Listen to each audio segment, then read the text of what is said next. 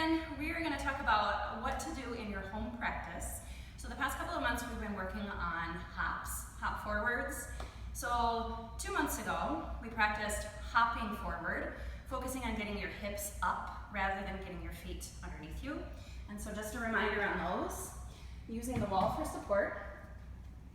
Take down dog, shorten your down dog a little, pull your shoulders over your wrists, and then give yourself some hops.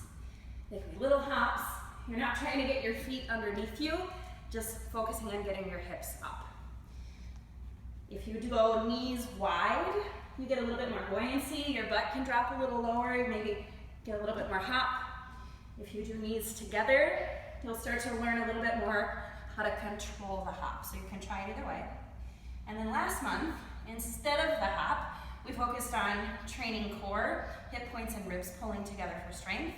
So instead of hopping, we did the step forward.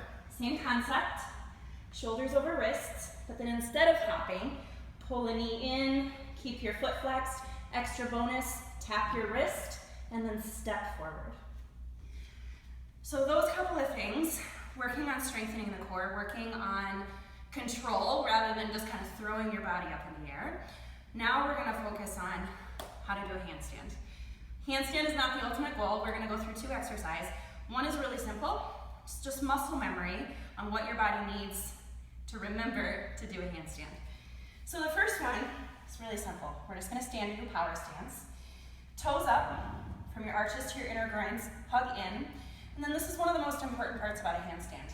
Hip points pull up, ribs pull down. So you're nice and straight. And then upper arm bones are still pulling back, base of your skull still pulling up. Handstand basically looks like this, except we're doing it upside down or right side up, however you look at it. So first things first, you just focus on this action, doing power stance. Reach your palms up towards the ceiling, palms flat like you're going to stand on them, and just really maintain core focus by hugging arches to inner groin and pulling hip points up towards ribs. If you stand like this for about a minute or so, I promise you're going to start to feel some work happen. So that's step number 1. You can work on that anytime. You can jump up from your desk at work, practice that. It's going to get some energy moving. You might start to hear my breath is quickening a little. It's challenging just to focus on getting your core stable and then push your palms up toward the ceiling. Deep breath. So that's step number 1. And then step number 2 is actually using the wall and kicking yourself up into a handstand. Controlled kicking. What I want you to avoid is getting here and then just kind of flailing, just kind of kicking your legs up. What you want to do, if you're going to kick up to the wall, is lift one leg. This leg doesn't move at all. The bottom leg is the one that's going to do the force. So you give it a little bend and a little hop. Top leg stays straight, it's just along for the ride. So you just keep hopping, and then maybe that's your practice for a while. You're just hopping, see if you can get some height, and then eventually you can hop right up against the wall. So I'm going to take some practice getting that hop.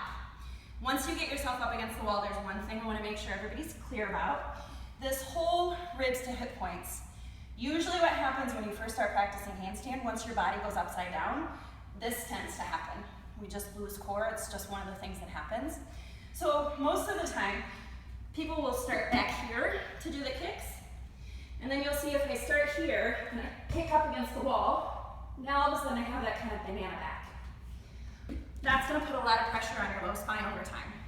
Instead, put yourself really close up to the wall. That's going to force you not to kick too hard because your head is pretty close to the wall. Put your fingertips maybe 3 or 4 inches away from the wall. Lift a leg, get that little buoyancy going. Look straight down, kick up. Couple tries, kick up. Maybe 3 tries, kick up. And then now, you can press the crown of your head right up against the wall and pull your heels away. Maybe 1 at a time, maybe 2 at a time. I don't recommend going upside down and trying to talk at the same time. However, you can practice all of those skills at home. Lots of fun. Again, the goal is not to get yourself up into handstand, but just what does it feel like to put weight in your hands and then just with control get your feet up off the ground. Have fun playing with it. If you guys have any questions course, please ask when we see you in the studio. Thanks so much.